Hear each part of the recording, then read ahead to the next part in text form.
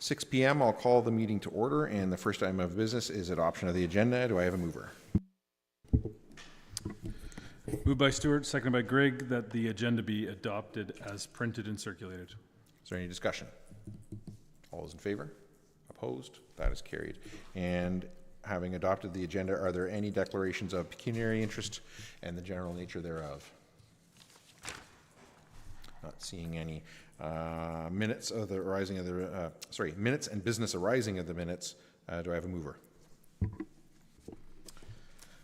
Moved by Stewart, seconded by Grigg, that the minutes from the September 4th, 2024 council meeting be adopted as printed and circulated. Is there any discussion? All those in favor? Opposed? That is carried. And nobody submitted for a public comment period. Public meetings and drainage meetings. Do I have a, hold on a second. I have that one. Moved by Stewart, seconded by Grigg, that the council meeting be adjourned at 6:01 p.m. For the purposes of holding a public meeting pursuant to the provisions of the Planning Act. Is there any discussion? All those in favor?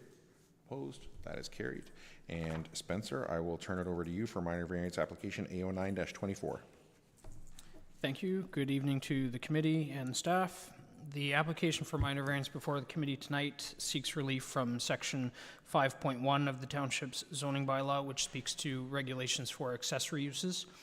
In this instance, the applicant who resides and has applied for relief on property at 119 Byron is seeking relief from two areas of the zoning bylaw, one which pertains to the height of the structure and one which pertains to the overall gross cumulative floor area of the structure.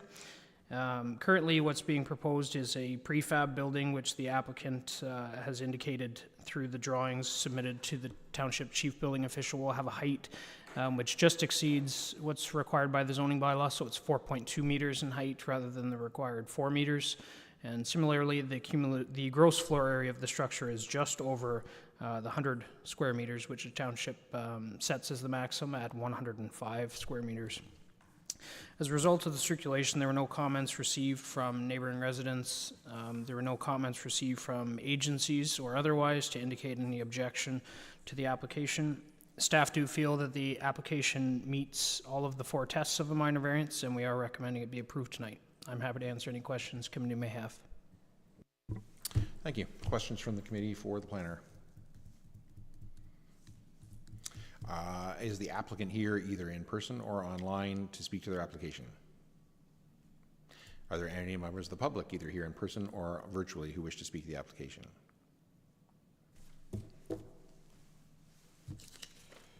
Moved by Stewart, seconded by Grigg, that pursuant to the Planning Act, the public meeting be adjourned at 6:03.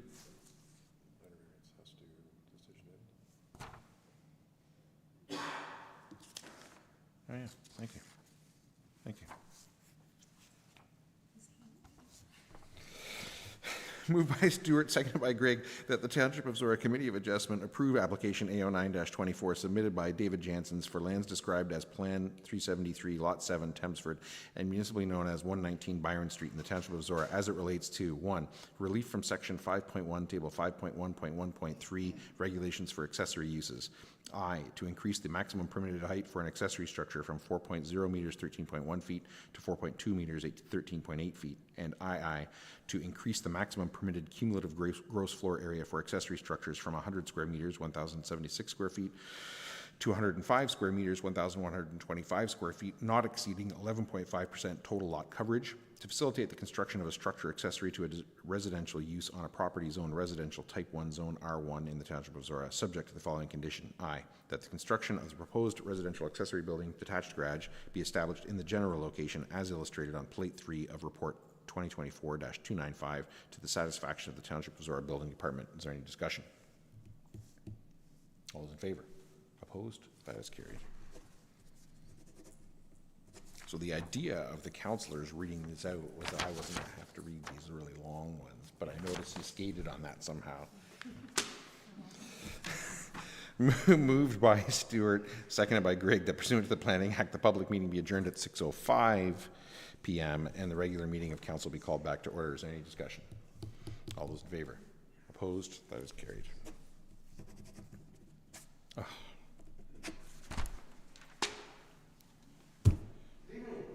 You're done.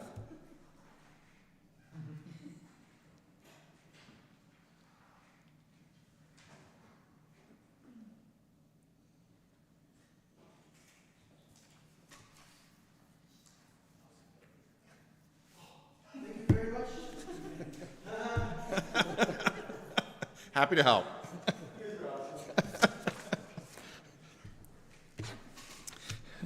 Item 8.2, Recreation and Facilities Division. Report 2024-103 from the Director of Public Works. Director Oliver, is there anything you want to highlight for council in that report? Nothing to highlight. Questions from council on the report? Councilor Mitchell. Okay, Steve, the reason we're looking at a new building is because we sold the former Thamesford Fire Hall, which we were using for storage, since the building of the new Thamesford Fire Hall. Where did we store this equipment before the construction of the new Thamesford Fire Hall? Thank you. So I had to do a little research on this one. So apparently back many years ago, we used to use the old fire hall on the corner of George and DeLater Street. It's a small building there, still exists, I'm told today. Yeah. So the equipment of the day was stored there.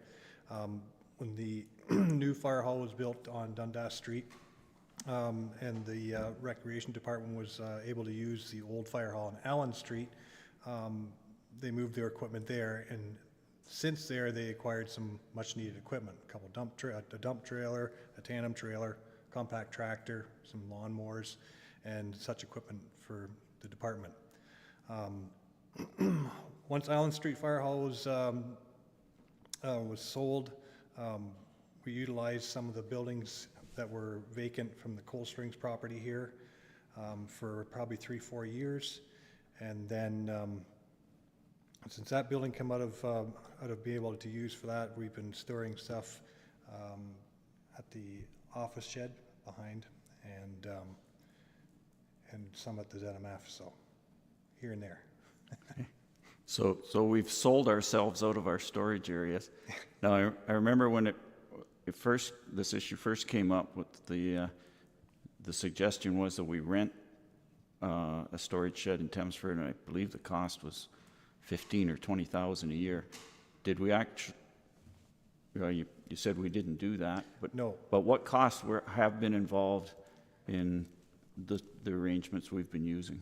So it's just inefficiencies and having to go like transporting to and from these buildings in these different areas to get the equipment.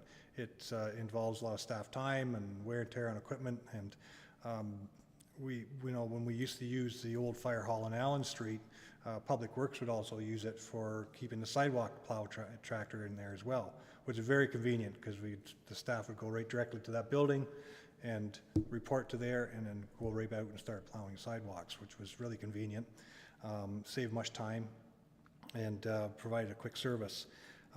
Since then, we're having to run back and forth to ZMF, takes a little more time and a little more planning for sure. So you accumulate those hours over the year, and I figured rough estimate about $6,000 in staff time just in running back and forth, getting and taking equipment there and bringing it back and putting it away. Anyone else? Do I have a mover?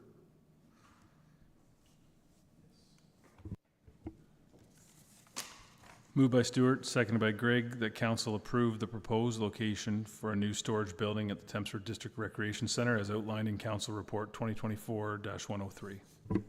Any discussion? Councilor Deputy Mayor Greg. Thank you to Councillor Mitchell for the question and the history from Steve on sort of the history of where the storage was. I think it's a good reminder of the function of this building and how things were stored in the past versus what we have now. I know when previous term of council was considering sale of the old fire hall, one of the discussions we had was the usage of the day was this storage, and in selling it, that created the question of where to store things. which has led to, you know, the various spaces that have changed over time. It's one of those issues that's dragged on really long, and it feels, you know, it doesn't feel good for things to go on this long. I want to make decisions and be able to move on. But I knew in the future the hardest part about making decisions when they have budget impact is allocating those funds. So I know that at the time that we were discussing sale of the old fire hall and the allocation of those funds towards this project, that funds were put in reserves for the intention of creating storage in some form or capacity at some point in the future. So I'm happy to see this report before council today, and I'm happy to support the general nature and location, and I'm sure as staff work to tender the project and get contractors ready on it, there may be some variations, but I think the broad scope within this report will allow for staff to bring something that's going to function for storage for recreation use. Councillor Mitchell. I'll support the motion too, and I know a couple of years ago when this issue first came up and it became apparent that by selling the old fire hall we had sold ourselves out of the convenient storage, and I had some other suggestions. I was really alarmed by the amount that was suggested for rental, but when you get the figures of $6,000 and a decreased efficiency, storing equipment outside, which leaves it open to weather and also leaves it open to potential vandalism. The equipment's fairly valuable, so I think that it's better to have some type of a secure place to store and do minor maintenance and repair on it. So I think this is a better alternative than certainly what couple that we've looked at before. So I'm happy to move ahead with this and check another thing off our to-do list. Yeah, Councillor Stewart. Yeah, this makes sense to me. Look forward to seeing what we value the project at in the 2025 budget. And then it talks in this report, I know, about the possibility of a washroom facility, so I assume that would be maybe coming through as a potential option or something as well in the budget. I think we did look at that building at the Scout Hall and wonder what we could do about it, just because it wasn't up to municipal standards anyways as a hall. So I think it was convenient to suggest that it could be turned into a storage building for public works or for rec equipment. But if it's not going to be used for that purpose, hopefully we do come back to that as well, just to sort of deal with that as well in the upcoming years. Anyone else? All those in favor? Opposed? That is carried. And 9.3, so reports from Corporate and Protective Services Department, Financial Services. And I guess, Director Larder, is there anything you would like to highlight for council in that before I ask them for questions? No, nothing else. Questions from council on the report? Councillor Mitchell. I guess the impact is a little bit more work for the tax collecting department to sort out some of these changes. Other than that, no real impact on our budget. That's correct. It'll be just staff time that's involved. Anyone else? Do I have a mover? Deputy Mayor. Moved by myself, seconded by Councillor Stewart, that report 2024-111, 2024 gravel pit assessment and tax classes be received as information. Is there any discussion? I find this very frustrating. I'm not sure what we really do with it yet, in that it doesn't directly affect us. It doesn't affect the taxes that we collect. But at the same time, you know, while Zorra advocated for this, the change in the assessment, along with our TAPMO partners, and in particular thankful to Wellington County for the work they did on this, our intention was certainly never to shift it from a municipal property tax base to the provincial property tax base. The intention was that the property owner pay an appropriate tax rate. So I guess I think, you know, for now there's probably nothing that we do with this, but I think it's another reason for us to continue our involvement with TAPMO to see, you know, where does this go. And I have a concern that other industrial property taxpayers will say, why does that industry get a discount, and when do we get a discount? So I think we need to keep an eye on this and sort of monitor where this goes and where else it might develop, and I think we need to be ready to maybe say to our provincial counterparts, like, this was not the intention of this, but I think TAPMO might be the most effective place to do that. But so I don't know. I don't like it, but I don't think, it doesn't directly affect us, so I don't know if there's anything we should really necessarily do with it yet, but I don't think we should look away either. Anyone else?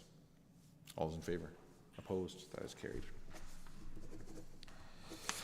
And Legislative Services Report 2024-101 from the Legislative Coordinator Deputy Clerk regarding the 2025 Council meeting schedule. Director Martin, is there anything you want to highlight for Council there? Not at this time. Questions from Council? Do I have a mover? Deputy Mayor Gray. Moved by myself, seconded by Stewart, that council deviate from section 4.1 of the procedural bylaw and adopt the 2025 meeting schedule as per attachment C, standard schedule, and hold only one meeting in September on Wednesday, September 17th, 2025 at 9:30 a.m. Is there any discussion? Deputy Mayor. So this report allowed for us to consider some different versions of scheduling that can address, holidays and how much time staff have to work on the reports, how long council will have with them and have access to staff. At the end of the day, this is an option that I think, based on consultation with staff and consideration of my own schedule, this is what I'm looking to put forward. This is not for the Thursdays, moving the meetings to the Thursdays. This is in keeping them with the Wednesdays and then that change in the September meeting. And if any other member of council has different thoughts about it, then I'm happy to hear those, but this is what I'd like to put forward for consideration.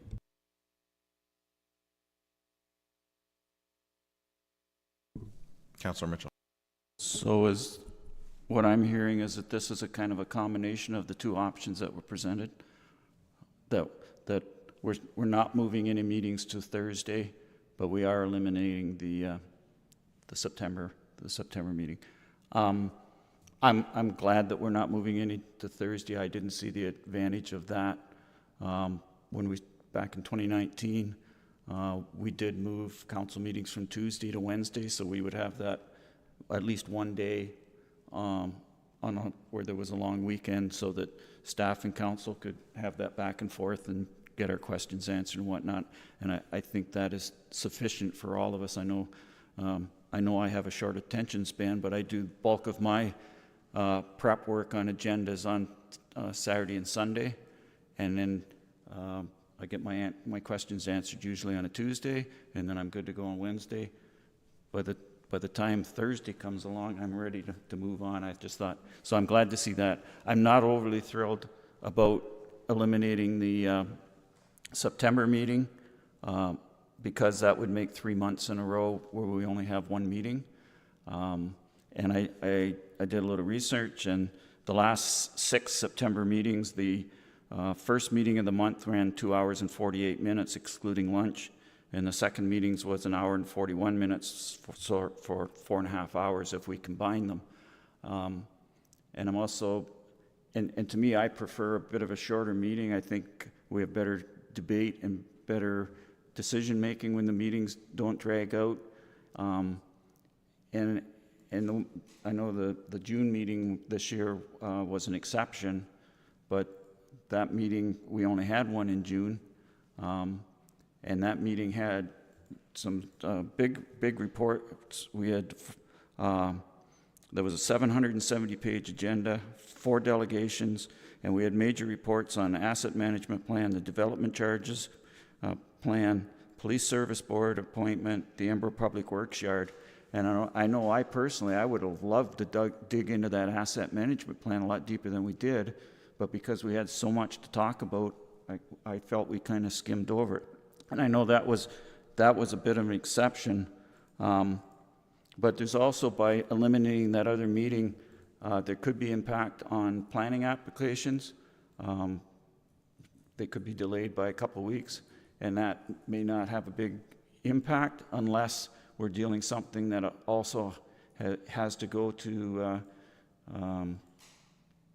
the county, the committee, or come back from us from that committee. So that could delay some things. So I'm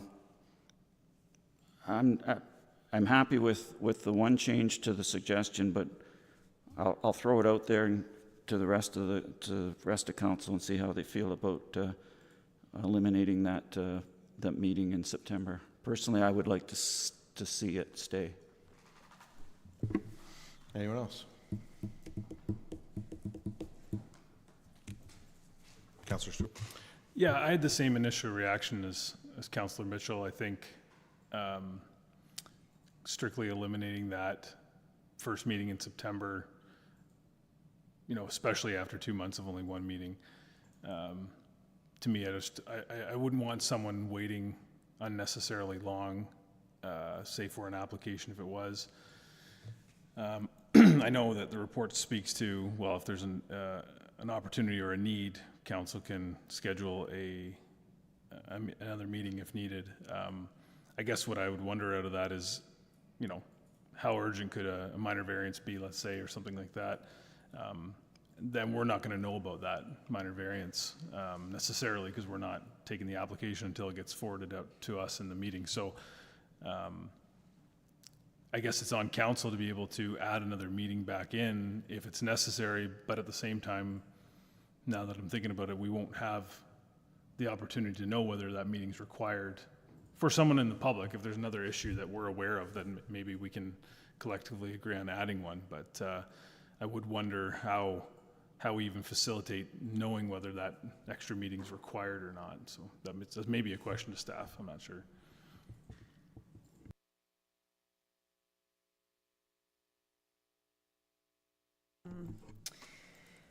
Yeah, so I think staff would take it upon themselves to let council know if there was something urgent through planning. The number of weeks in between the meetings, if you look at the July and August and then that September meeting, like they're still only like the 3 weeks, so it still would meet all our statutory deadlines for those planning applications. So we don't feel that that would be a concern, but understand the comment for sure. I'm fine with this. I have all the same concerns. Once upon a time, I used to say, should we have 2 meetings in July and August as well? Because it made me anxious that time passing. I'm confident that if we need to, whether for a planning application or something else, that staff will let us know. We've done it before where staff just contacted me as head of council and said, there's an issue, call a special meeting, which the head of council has the ability to do as well. So I'm confident we can manage this, although I do have the same reservations about 1 in September and 3 months in a row with only one. But again, this is just for 2025. It isn't 2026 and 2027. We'll decide again in a year, and we might say, Paul was right, we were wrong. And I said we might say that. Don't hold your breath. But I think the other thing is some municipalities, like town of Ingersoll, still only has 1 meeting a month all year long, and meet their statutory requirements, and they do all their planning things and all that stuff. So I think, to me, I'm okay with this. It's for 1 year. It's 1 September, and then we decide again after that. So I think we try it, and I'm confident that we'll make it work. And if we decide that we made it work but we don't like it, then we don't do it again. So I'm fine with it, really.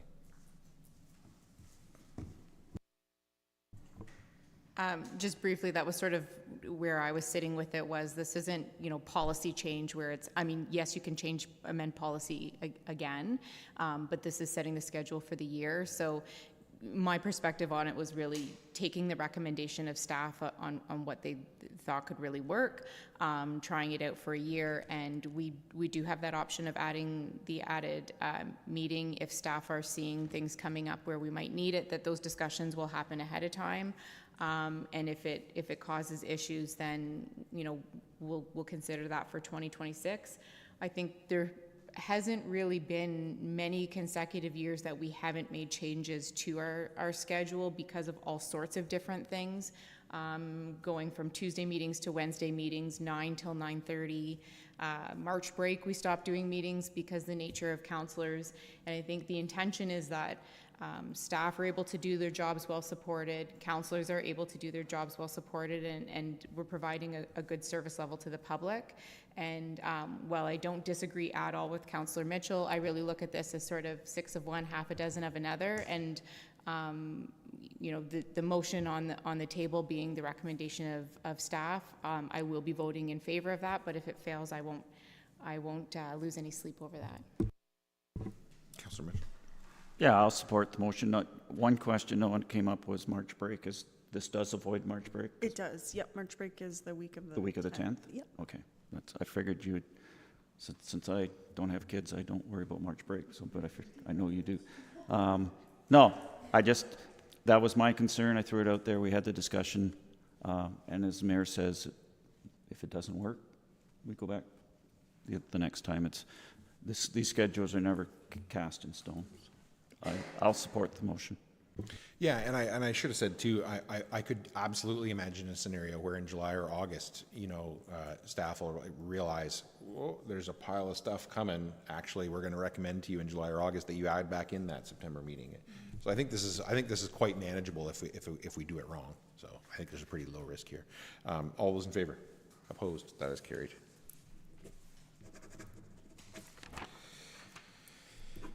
(9.4)B. Report 2024-094 from the Director of Corporate Protective Services regarding Diversity, Equity, and Inclusion Charter. Director Martin, is there anything you want to highlight for Council there? No, thank you. Questions from Council on the report? I have a mover. Deputy Mayor.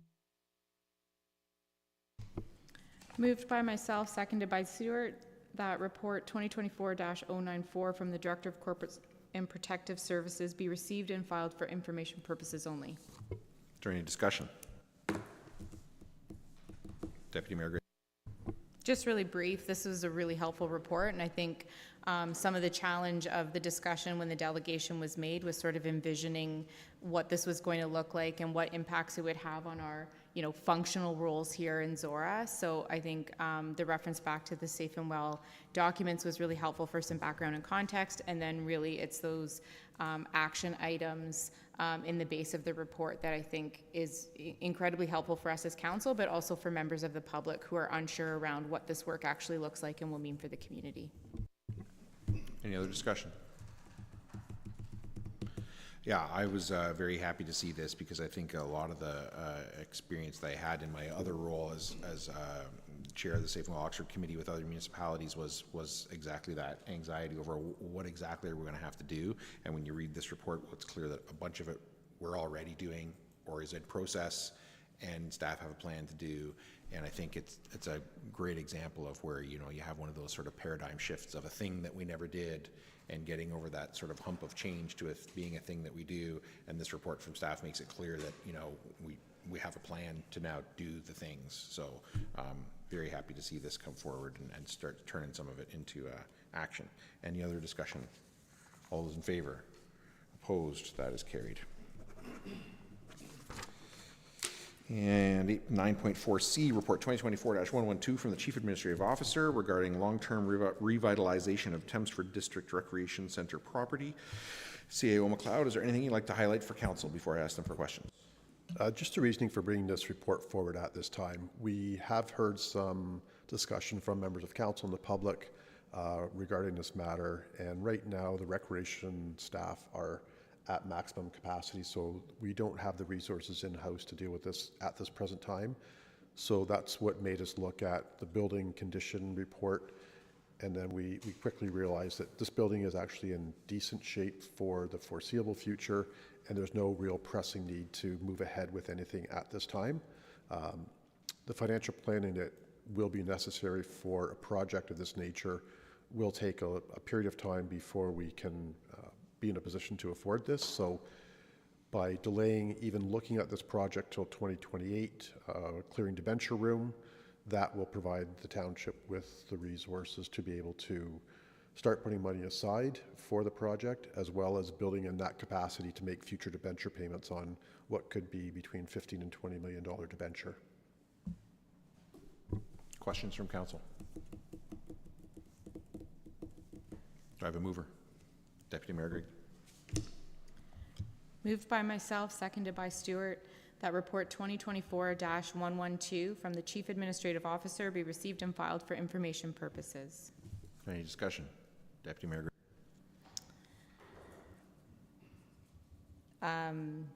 So this was a topic that wasn't really being discussed several years ago, and really over the last couple of years, I think the community and council and staff have had an awareness that we're dealing with some aging infrastructure.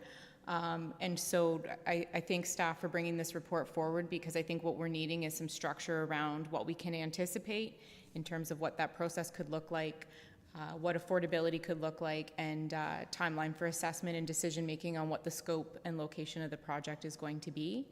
I think we provided some of this framework here around the logistics of the site, the current condition of the building, that we didn't have that information quite to that level before, as well as for me the biggest piece is that debenture space framework. I think it gives us that structure so that we know, while we're not planning it today, we will be positioned to plan this effectively for the use of the community.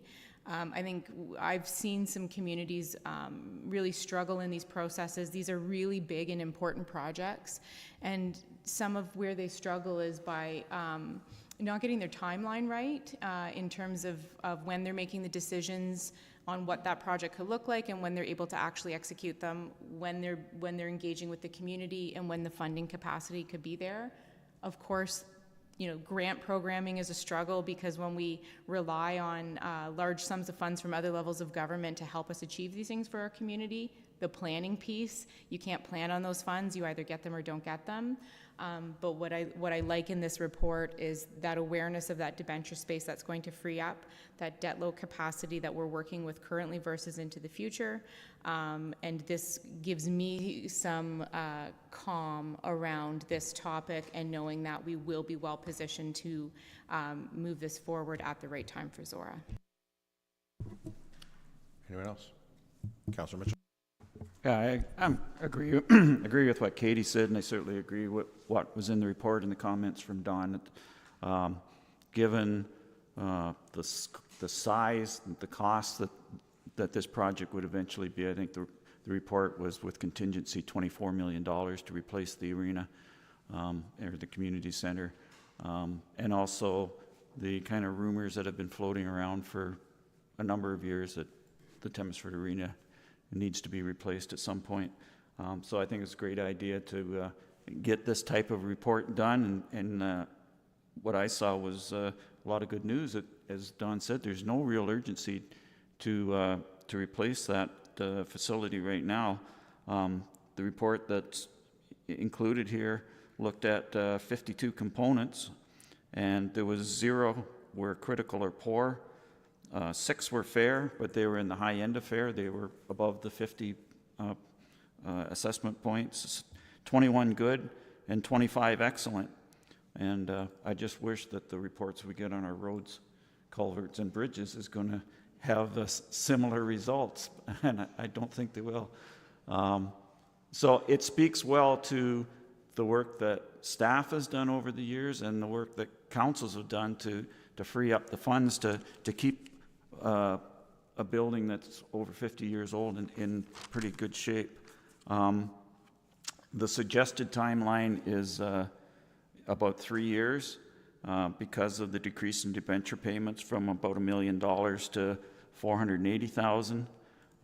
I would suggest to maybe look at a timeline of 5 to 10 years, because even though we will have a reduction of $500,000 in debt payment, we also have that issue of another report that we got that says we're going to be $830,000 a year for the next 10 years on our asset management plan.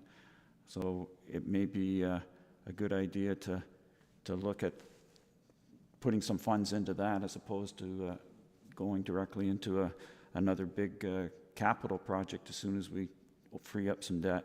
The other good thing, and I mentioned last month when we had the BMA report, was As far as capacity, there's no real urgency to expand that facility either. We were at 70% usage on primetime ice and only 12% usage on non-primetime. So there's no pressure from there. And of course, the timeline that I'm suggesting, as was noted in the report, was dependent on the speed of growth in Thamesford and what demands that puts on it. And also what we do with the potential co-build on the gym and what impact that has on our financial situation. If we need to borrow $1 million or $2 million to make that happen, then that certainly impacts our ability to finance this. And the other thing is what facilities would be needed in the new TDRC. And I guess final one would be, what are the priorities of future councils in 3, 5, 10 years from now, as far as spending the biggest outlay that this township will make up to that time. So just glad to see the report, and I'm glad the report was good news.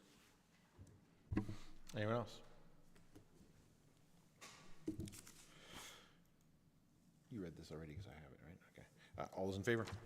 Opposed? That is carried. And 9.4D report 2024-115 from the Chief Administrative Officer regarding Thames Valley District School Board operating agreement. CAO McLeod. Certainly. So the Thames Valley District School Board did submit their proposal on Monday morning.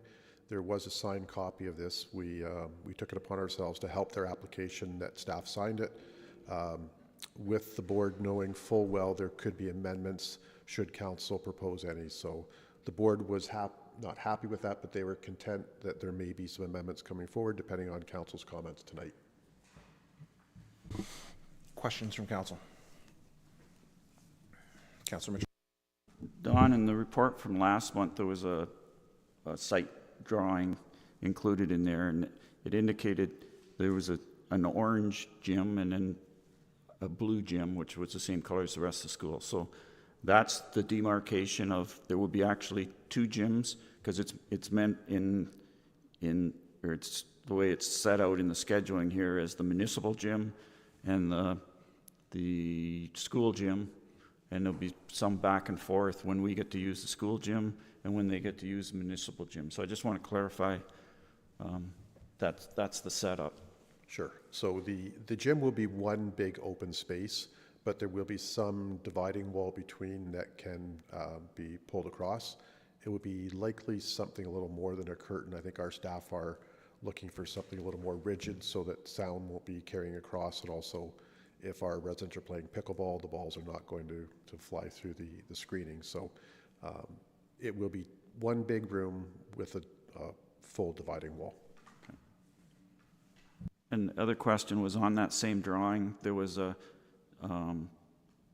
tennis courts and pickleball courts. Are those the multi-use courts that Katie and her committee have been working on for a while? That was the initial location that was being proposed. It has since been removed. So Kingwood has sold that entire site to, or has an agreement of purchase and sale to sell the whole site to the Thames Valley District School Board. And the township has been working with Kingwood for an alternate location to the north. So it'll be at the southeast intersection of Brock and the George Street extension. Okay, so that location is... It's in process, and there should be something at either, most likely the October 16th meeting about that. Okay. I just wanted to clarify if that's what the scope of the project was here. Anyone else? Deputy Mayor Green. Sorry, I'm just thinking out loud here, so my apologies for not asking in advance. The application goes from the school board to the province as a submission of request for funding, and we're a partner on this, so we're not the applicant. We're just a funding and then operational partner on this moving forward. Would we be able to request from the school board something that reflects the application in terms of a high-level concept that we'd be able to have for ourselves. I mean, Paul just had some questions. I knew some of those answers only because I've been working more intimately with this, but just something that may or may not be approved, is not a Zorra document nor reflects a Zorra application, but that could be something that we can use to communicate. I mean, members of the public are asking me about this on a regular basis. You know, was the school that was applied for, what's the scope of grades, what are the amenities, is the childcare part of the application? Do we have anything in a previous report that I could be referencing, or now that I'm happy that it's been submitted, is there anything that we could request maybe from them? And if you don't have an answer, maybe just... Sure, so we can provide a site plan that would show what's been submitted as part of the application. So I would ask the board that they make sure it's updated not to show the multi-use courts on that proposal. And it's something that we could certainly request from the board. Anyone else? I have a mover. Deputy Mayor Gregg.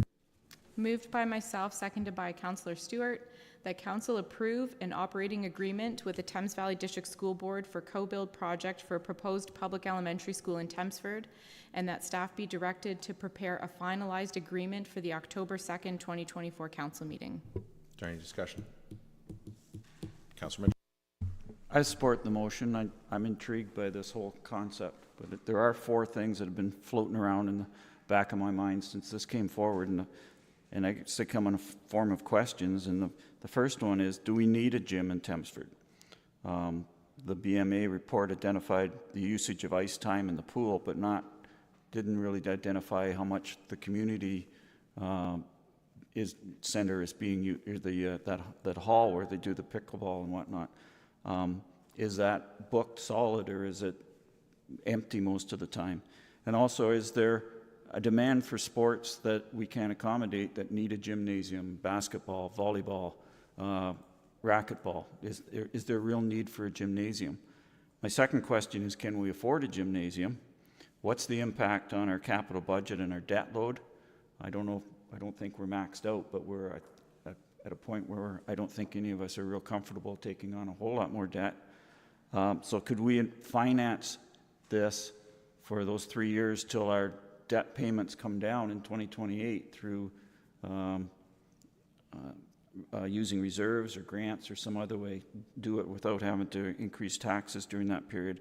And what are the increased operating costs to this? How much are we going to have to hire more staff to schedule and run this thing? And I believe in the operating there was agreement, there was a mention about hiring an extra custodian as part of this agreement. My third question is, what's the township actually getting for the capital dollars spent? And I think that question is largely answered with this report. It does an excellent job of laying out when we get it, when the school gets it, the changing back and forth, and it looks like a great plan.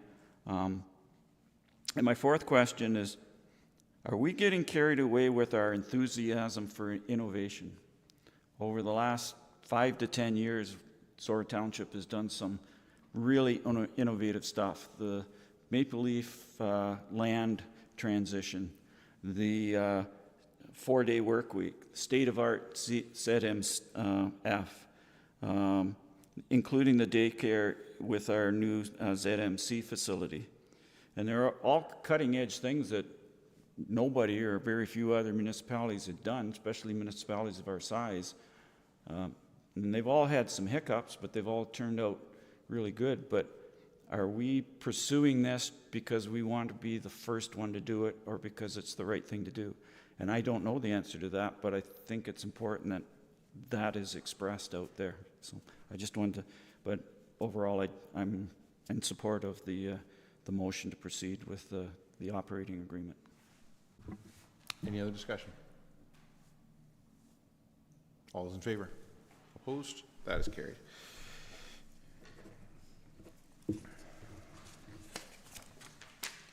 And, yep, thank you. Delegations, we're at 6:40. Thank you for waiting. We're 4 minutes late. I apologize. It does. Everything does, doesn't it? So Christine Scrimgeour and Company CPA, Professional Corporation, 2023 Zorra Financial Statement Presentation. I will turn it over to you.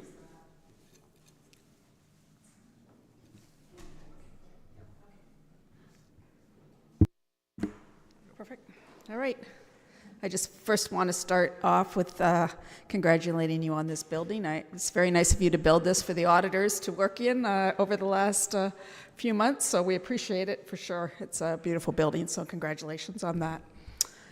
All right, I will go through the financial statements page by page. If I'm not explaining something or you want further clarification, please don't hesitate to stop me, and I will hopefully be able to answer your questions.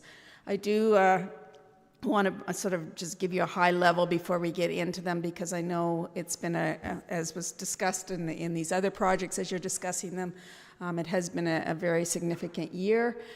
We took on the new Public Works building, so that $10 million building is now in our books. We also debentured on that, so we had temporary financing in place until it got finished. So we now had a new debenture, which you've been talking about a fair bit over the last couple minutes, for just over about $8.8 million. So that was significant. And then, of course, this building. So at the end of 2023, which these financial statements are, this building was not completed, but we had financed everything that was completed up to that point. So when we get into these financial statements, things are going to look a little different than they did last year for sure. The other thing I wanted to mention is some of you are familiar that the new accounting standard called asset retirement obligations is now part of your financial statements. So what that is we are projecting what we would have to pay in the future years for any assets that may contain asbestos or need rehab done on them before we can sort of leave them as is. And the major one here would be your gravel pit. And so there is a cost to closing that gravel pit in the future. And so we now, under these new accounting standards, have to set that accrual up so what they do is we decide what it's going to cost in whatever year that we think we'll have extracted all of the gravel out of it. We set that up in a present value dollar amount. And so you'll see that new liability on your financial statements. We restated 2022 financial statements for that amount as well, so that we have comparative balances. So those are the sort of the high level things. There's one other thing I will mention in 2022. So the comparative numbers, remember that we were still under a lot of COVID restrictions. And so 2023 was the first year that we sort of, after March, came out of all of the restrictions. And so all of those things play into the numbers you're going to see, but I just wanted to give you a high level overview. All right. So I'll go through them, as I said, page by page. Our page number 1 is our independent auditor's report, which means that we've conducted the audit in an independent manner, meaning we're independent of the municipality, and we did not find anything materially incorrect. And so we've dated this as of today's date, which hopefully is the date that council, being those charged with governance under the Canadian auditing standards, will approve these statements. So then we'll get into the numbers. So my page number 3 is the consolidated statement of financial position, better known as your balance sheet. And overall, so the assets have come down a little bit, and that's really just because of the accounts receivable that was there at the end of 2022. We still had some accounts receivable, or some of the temporary financing that needed to come into our bank at the end of the last year. And so all of that has now been taken care of because we've turned that temporary financing into debenture at the end of the year. Under liabilities, you'll see there that they have increased, and really that asset retirement obligation under liabilities, the $1.4 million is the new number that I was mentioning before. And the majority of that does deal, there are some buildings with some asbestos, but it's pretty minor. Really the large dollar there is the rehab of the gravel pit in order to meet MNR's standards. So that net financial assets liabilities number looks a little different this year. So last year was a positive number, this year it's a negative number, but please remember that this is the first year of all of that new debt. I'm not concerned that that number has gone into a negative position, because it's really just a point in time. It's the end of this really busy year of 2023 when so much was going on.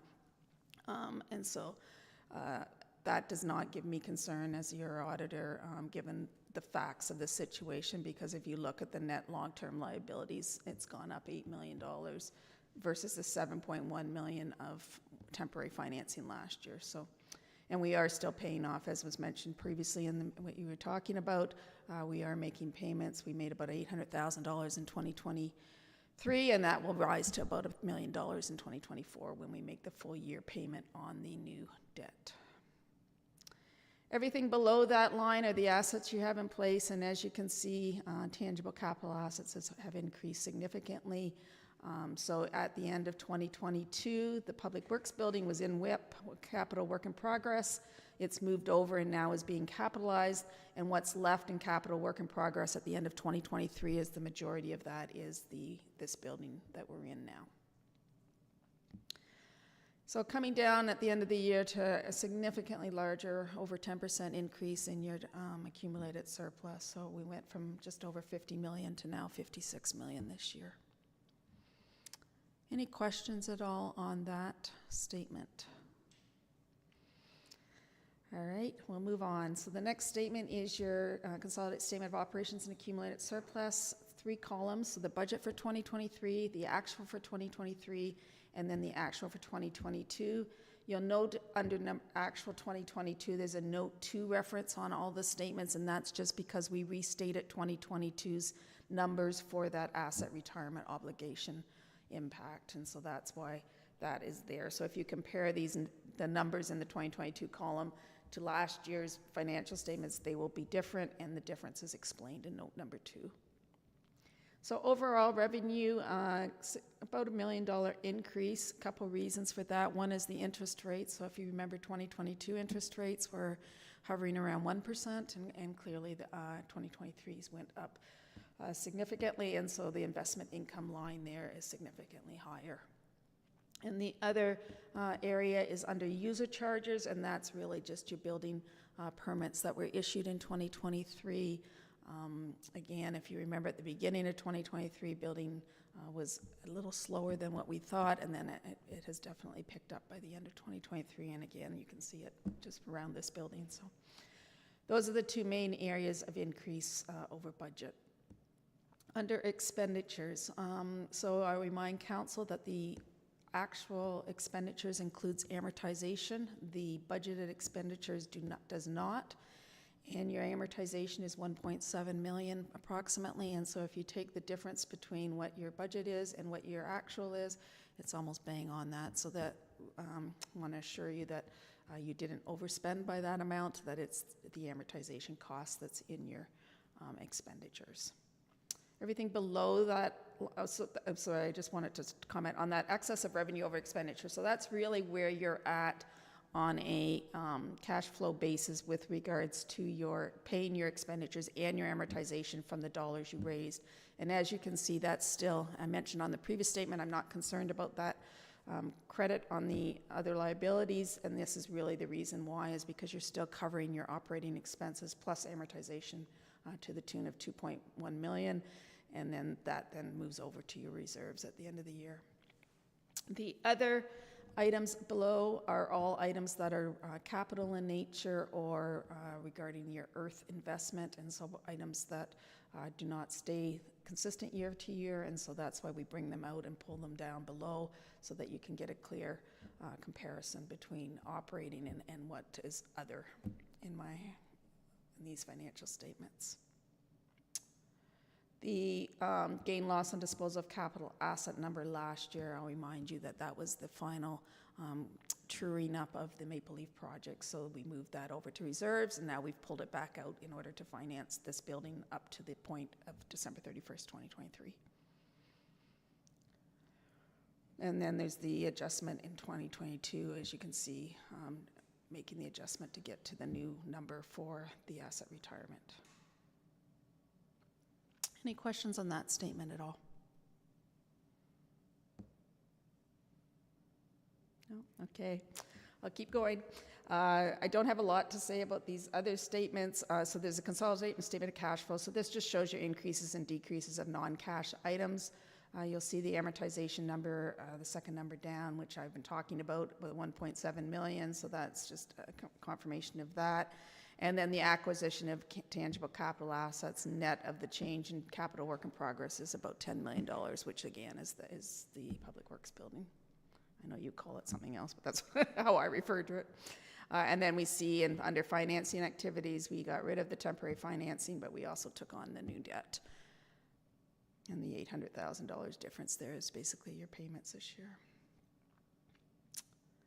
And then the next statement is your statement of change in net financial assets, and this just really focuses in on the tangible capital asset changes, which we've talked about already, so I don't think I need to go further on to that. We then get to the notes to the financial statements. I will comment on a couple of these. I think the one that you would be most interested, you can look at note number 2, which is all those changes that I've mentioned. I will comment on note number 8, which is long-term liabilities, which I've heard you talk about, and this really, again, agrees with what you have been talking about, that in 2028 your debenture payments move down to $489,000. And again, a portion of that is municipal drain debt, so your actual tax rate debt would be a little bit less. And then note number 9 is the breakdown of that accumulated surplus. And again, you can see your reserves have gone down, and I just wanted to make a comment on this. So yes, our reserves have gone down, but the pre-Maple Leaf reserve balance before you started doing that project was where the reserves were between 6 and 7 million sort of over the 3 years before sort of that project all started. So we're actually in the excess of that. So I wanted to comment on that. In that number, there's about an $800,000 surplus this year, and that has been moved over to the reserves. And again, I gave a couple of the reasons when I was going through the income statement. So I won't spend any more time on that unless there's questions. And then at the back, there's 2 schedules. One is the breakdown of the tangible capital assets by component. And then the last one is your segmented report, which is the segue between these financial statements and the FIR that gets filed with the province required by function. And so this breaks all the revenues and expenses down by function. The notes also refer to the trust fund, which is the second financial statement that's in the package, which is the North Embro Cemetery. And so this is the care maintenance money. So this is the money that's kept in perpetuity, and the interest is spent on care and maintenance of that cemetery. And so this, again, dated as of today's date, and $127,000 last year and $135,000, and really that's just the care and maintenance monies coming in as you sell plots, and interest earned on those funds, and then the care and maintenance costs coming out is how that works. So I won't spend any time on those unless there's any specific questions on them. You don't make this too easy on me. I will say thank you to Diane and her staff. This has been a significant year of a lot of activity, as you can imagine, paying bills on 2 fairly significant projects, keeping that all straight, and just the regular day-to-day activity and some change in staff. And so I will comment that I think you've got great staff going forward, so I think you're in good hands. And finally, I'll say thank you to Dawn for all the years that we've worked together. It's kind of bittersweet, but I wish you all the best. And I have to tell you, when you first told me about this Maple Leaf project and I was trying to get my head around it, I thought, I'm not sure what this all is, but it's all, as was mentioned before, it's all worked out really well. So congratulations on that. Thank you. I think, if I remember correctly, the council today had the same thoughts about the project. I'm not sure how this is going to all work out. Turns out quite well. Trust me is what he said. Well, we didn't go that far. I know. Trust but verify, right? Questions for the delegation from council?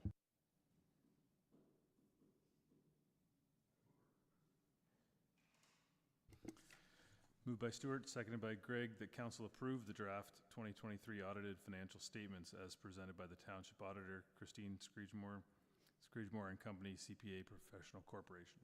Is there any discussion? I would just say, first of all, thank you. And secondly, a reminder more to the public than anyone else that every year I say the same thing, that, you know, for people who wonder where their tax dollars go, we actually once a year stop and we actually count up where they all went. And that residents can certainly feel free to disagree with the decisions council makes, but they can actually see where all the dollars go, and they know this is where they went. And I think that's an important thing that I think a lot of residents don't actually realize, that once a year we actually report to them on where it all went and what the current financial situation of the municipality is compared to the previous years. And I think that's a good thing. And I think people should pay more attention to the work that you do and that our staff do in preparing that every year to say, this is where we're at. I think in particular, I would say the situation of getting back to a point where our reserves are in a healthier state than they were before the Maple Leaf investment, notwithstanding all the other things that happened in the meantime, is quite impressive, really. I mean, we can debate, you know, what the tax rates have been in the meantime, although on average all well below inflation, and that's all while we also built ZMF and ZNC. I think that's a good, responsible financial story as to where we are. Yeah, I think this is a good news report, and residents should be happy to see that all their dollars are accounted for. Anyone else? All those in favor? Opposed? That is carried. Thank you. Thank you. Nice to see you all. And item 10, correspondence requiring direction. We have an A and a B.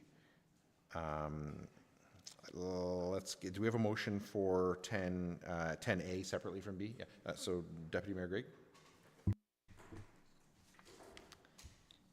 Moved by myself, seconded by Councillor Stewart, that item 10A, Harrington Pit public notice of application be received and filed for information purposes only. Is there any discussion? Councillor Mitchell. Question for staff, and I asked this of Spencer, but he's not here, but this was put under correspondence regarding direction. What role does Zorra Township Council play in this process at this point, and going forward, will we have a role, or is this all between the applicants and the various ministries that cover gravel pits? Sure. So in this instance, what the municipality has done, we've collected a $30,000 deposit. So we will be using those funds to secure a peer review of this application. That will be brought back to council, hopefully before the public meeting, the ARA public meeting, so that we can get our comments in. And if not, we will be asking for an extension of time on that so that we can get our comments in. So at some point we will need to make a decision on? There's no decision point for council. It's more of a comment on any issues. Okay. Typically, the staff have done their own review in the past, and what we look for are standardization of hours of operation, making sure that haul roads are paved, any other operational issues that we see on the pit application that may be an anomaly from other pits that we've had. So we just look to make sure that we are standardizing our comments on these. So, okay, so we do contribute to the discussion and make sure T's are crossed and I's are dotted, but the ultimate decision is not ours.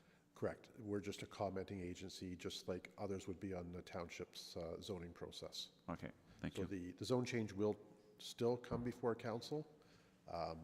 The license will not be finalized until that time. The license is always subject to municipal zoning being approved. Okay. So there will be a decision point, but it'll be under the Planning Act, not the Aggregate Resources Act. Correct. Yeah. Anyone else? All those in favor? Opposed? That is carried.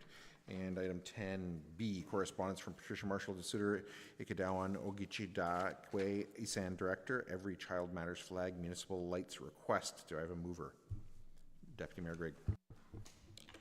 Moved by myself, seconded by Councillor Stewart, that Zorra Township raise the Every Child Matters flag and turn the municipal building lights orange for the week of September 30th to demonstrate our commitment to truth and reconciliation and show solidarity with the Indigenous communities across Turtle Island, and that staff prepare the required amendments to the flag protocol policy 400-02 to capture this change. Is there any discussion? Deputy Mayor Grigg is the mover, then Councillor Mitchell. Sure. So we currently have a flag protocol policy framework to provide us guidance on what our current practices are. It was changed a couple years ago to include the flying of the pride flag at the request of Oxford Pride, and that decision was made by Council of the Day. Previous council had also considered correspondence from the Township of Mulmer in 2022 regarding truth and reconciliation calls to action, where previous council directed staff to undertake a review of the truth and reconciliation calls to action directed at municipal government and devise a Zorra-specific list of action items to be carried out. From that work, I believe both considerations were under previous council, but I could be wrong. A land acknowledgement was thoroughly investigated through extensive consultation, and ultimately council determined that it was not appropriate to move forward with one. And the other consideration was how office staff in the municipality would recognize the importance of September 30th. I'm sort of looking to some of our existing structures and things that we've endorsed to see how this request aligns with the priorities of the municipality. I looked at AMO provided a guide for municipalities in 2021 as a result of the work of the AMO Indigenous Relations Task Force. And one of their initial recommendations for municipalities was that it encouraged its members to recognize September 30th as National Orange Shirt Day and the flying of the Every Child Matters flag for the month of September at municipal offices. Lastly, the report we had today in relation to the DEI charter had an action item on it that speaks exactly to this. I think it was actually the first one on there. Let me pull it up here. Sorry.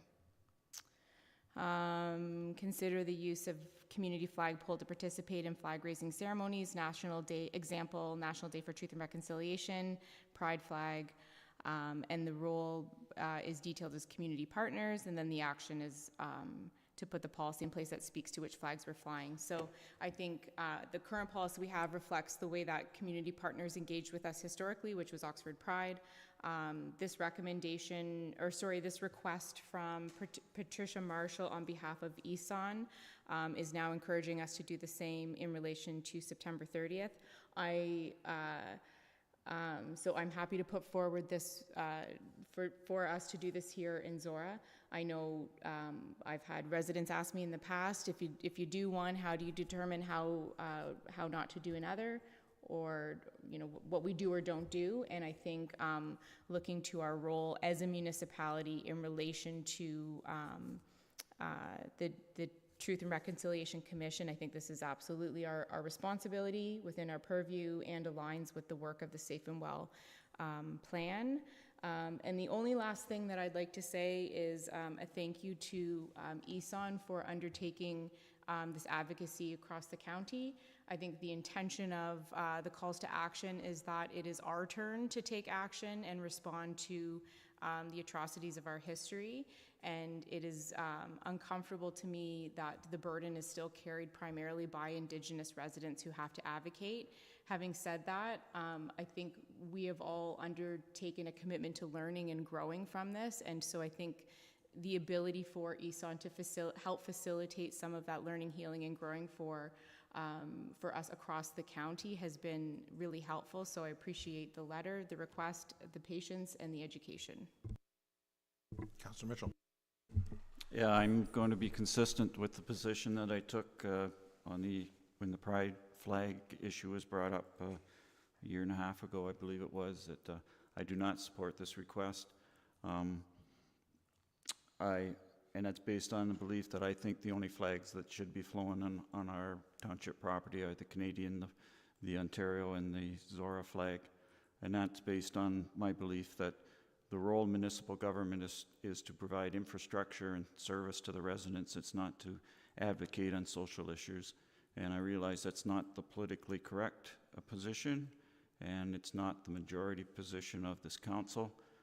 I certainly respect the deputy mayor and the other members of council that have opposing positions. The only reason I bring it up and speak to it is I think that when a member of council has a dissenting vote on a controversial issue, that there's a responsibility on our part to explain why we're voting that way, rather than just sit there and raise our hand. Any other discussion? Yeah, I fully support this for all the reasons the deputy mayor said. I think, you know, to me, when I started on council, certainly Zorra Township didn't fly any flags. We didn't do any proclamations. And certainly historically that is why, because we provide infrastructure and services, and it was very specific as to why we do that. And I was quite comfortable with that for a long time. And when I first became mayor, residents would call me and ask if, you know, will the township flag this flag or that flag, and I always said quite confidently, like, no, we don't do that. For me, where this changed was that I've become, you know, right or wrong, I've become increasingly aware that on various issues that you know, while we're governed by the Municipal Act specifically, and then the Planning Act and the Aggregate Resources Act and everything, that fundamentally we're a representative democracy. And the only ability that we have to make decisions here about how people, not only how we, you know, what their money we take from them in taxes, but what services they get, what they can and can't do with their land, is based on people feeling, to some extent, that they are in fact represented by their municipal government, and that there is then, to me, an implied responsibility on a council to make residents, as many as we can possible, feel that they have a role here. That's not to say they're always going to agree with the decisions the council makes, but that they feel that they are represented by their council, that they have a voice at their council.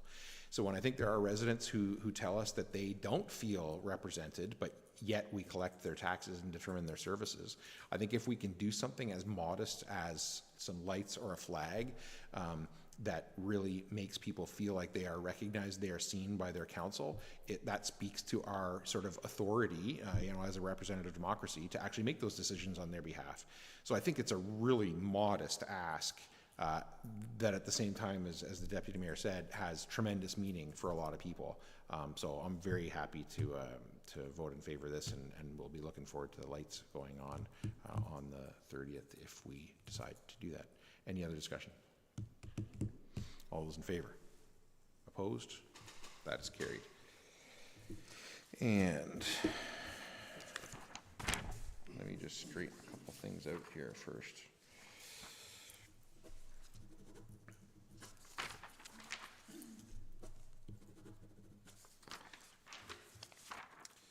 Boards and committees, 11A, Zorra Multi-Use Courts Committee. Is there only one? I thought there was two on here for some reason. No? Do I have a mover for 11? Deputy Mayor Grigg. Moved by myself, seconded by Councillor Stewart, that item 11A be received and filed for information purposes only. Is there any discussion? Councillor Mitchell. Well, it's a good news report that after a long struggle, you've reached your original fundraising goal, but I think it's also prudent that you've given the amount of time that and what's happened to construction cost while this project's been going forward, that it's prudent to increase the budget and continue fundraising. So congratulations to the small but mighty committee that's been working away on this for seems like a long time. Any other discussion? Yeah. What he said. I think, I mean, it's really impressive, right? It's really impressive. It's taken a while, but I think it's so amazing when people, we all know what it's like to go door to door. And I think when people go door to door in their community and just ask for money and just keep going, it's just, it's like there's hardly a more, a greater display of commitment to a project than to say for 2 years I'm going to walk around my community and bake things and knock on people's door and bug them for money. Like, I mean, that's, yeah, impressive. So anyway, all those in favor? Opposed? That is carried. Looking forward to the next steps from that committee. Information items, there were none. No unfinished business. No notices of motion. Bylaws. Do I have a mover? Councillor Mitchell. Moved by Councillor Mitchell, seconded by Deputy Mayor Grigg, that bylaw 45-24 be taken as read a first, second, and third time and finally passed, and further that the mayor and clerk are hereby authorized to sign the same and affix the corporate seal thereto. Is there any discussion? All those in favor? Opposed? That is carried. And items of community interest in the calendar. Thank you. Who wants to start? Councillor Mitchell. Okay, all of these are on Saturday, September the 28th. That's the Hoppin' Day in Zorra Township. Of course, there's the Open Doors Zorra, which I think somebody else can mention, but included in that is firefighter recruitment open house at the Uniondale and the Emerald fire halls, running from 1 to 3 p.m., and all prospective recruits and their families are asked to attend that. An unusual event, Christchurch Hall in Lakeside, there's a fabric sale that day from 10 to 4, and apparently it's an estate sale for a quilter who passed away, left a huge amount of quilting material, and it's being sold off for charity. So something a little different. Something more conventional, same day, car and truck show at Brown Schoolhouse from 10 to 2 p.m. Food provided for a fee. And that evening, more food, strawberry supper at Chalmers United Kintor, seatings at 4:30 and 6 p.m., and they're also available for takeout. Adults $25, age 5 to 12 is $15. And the rest of the month, there's nothing going on. That's fine. Anyone care to differ? I don't think I had anything in addition to that, other than, what was it on the, Reusapalooza is in the Embro Rec Center on the 28th, Saturday the 28th as well, everything happening on the 28th. But I can't remember, I have in here 8:30 till 11:30, is that right? Anybody know? It's something like that. It's the 8 till noon? Thank you. 8 till noon. But that's all I had. Anybody got anything else? All right. Moved by Mitchell, seconded by Grigg, that council move into closed meeting session at 7:17 p.m. pursuant to section 239.2B, personal matters about an identifiable individual, including municipal or local board employees, regarding chief administrative officer appointment, and section 239.2I, a trade secret or scientific, technical, commercial, financial, or labor relations information supplied in confidence to the municipality or local board, which, if disclosed, could reasonably be expected to prejudice significantly the competitive position or interfere significantly with the contractual or other negotiations of a person, group of persons, or organization regarding closed meeting investigator integrity commissioner. Any discussion? Well, Councillor Mitchell is the mover. Do you want to?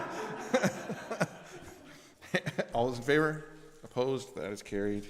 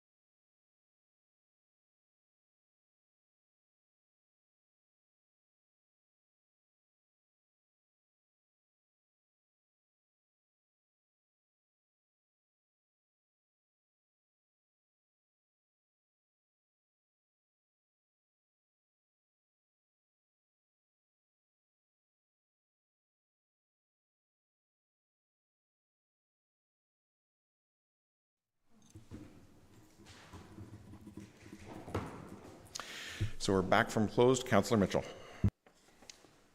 Moved by Councillor Mitchell, seconded by Deputy Mayor Gregg, that council direct staff to provide 30 days notice to Robert J. Swayze, the township's current integrity commissioner and closed meeting investigator, advising that his services are no longer required, and that council direct staff to appoint John Mascaron of Aird Burles LLP as the new integrity commissioner and closed meeting investigator, and that the mayor and clerk be authorized to execute an agreement with John Mascaron for integrity commissioner and closed meeting investigator services. Is there any discussion? All those in favor? Opposed? That is carried. And confirmatory bylaw. Councillor Mitchell. Moved by Councillor Mitchell, seconded by Deputy Mayor Gregg, that bylaw 47-24, being a bylaw to confirm the proceedings of council held September 18th, 2024, be read a first, second, and third time this September 18th, 2024, and further that the mayor and clerk are hereby authorized to sign the same and affix a corporate seal thereto. Is there any discussion? All those in favor? Opposed? That is carried. And adjournment. Councillor Mitchell. That moved by Councillor Mitchell, seconded by Deputy Mayor Gregg, that this session of council be now adjourned and herewith closed at 7:37 p.m. and at the next meeting of council be called for October the 2nd, 2024 at 9:30 a.m. in the council chambers at the Zorra Municipal Center. Is there any discussion? All those in favor? Opposed? That is carried, and we are adjourned.